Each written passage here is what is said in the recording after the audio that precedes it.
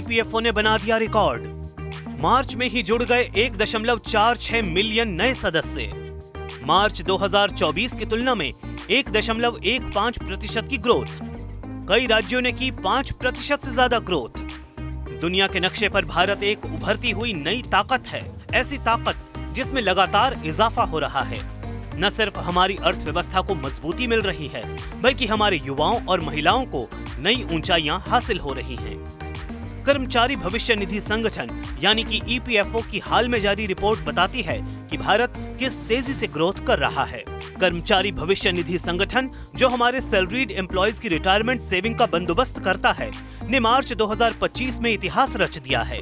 मार्च महीने में 1.46 मिलियन नए सदस्य जोड़े गए, जिनमें से आधे से ज्यादा पहली बार ईपीएफओ से जुड़े। ये आंकड़ा अपने आप में भारत की इकोनॉमिक ग्रोथ और ऑर्गेनाइज्ड वर्कफोर्स की ताकत को बताता है। मार्च में 7,54,000 नए सदस्यों ने रजिस्ट्रेशन कराया। 2024 की तुलना में 1.15% अधिक है। नए सब्सक्रिप्शन में 2.03% की मंथली ग्रोथ, 0.98% की सालाना ग्रोथ।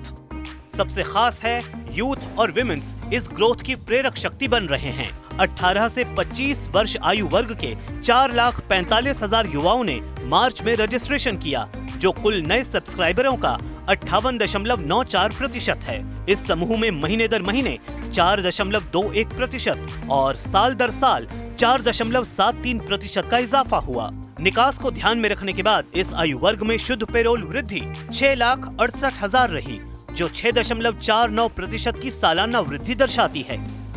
मार्च में 2,08,000 नई महिला सब्सक्राइबर जुड़ी। ये साल दर साल 4.18% की ग्रोथ है। फरवरी से 0.18% की ग्रोथ। शुद्ध महिला पेरोल वृद्धि 2,92,000, 2024 की तुलना में 0.78% ग्रोथ।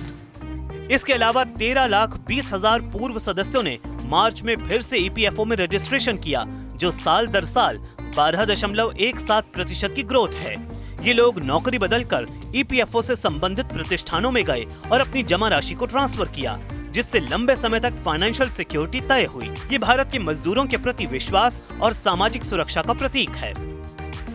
महाराष्ट्र ने 20.24% ग्रोथ किया। तमिलनाडु, कर्नाटक, हरियाणा 5% से ज्यादा ग्रोथ। गुजरात, दिल्ली, उत्तर प्रदेश और तेलंगाना 5% से ज्यादा ग्रोथ। रेस्टोरेंट, सीमेंट, बीमा, कैंटीन और होटल में ग्रोथ। जनशक्ति सप्लायर और सिक्योरिटी सर्विस में 45.59% की भागीदारी।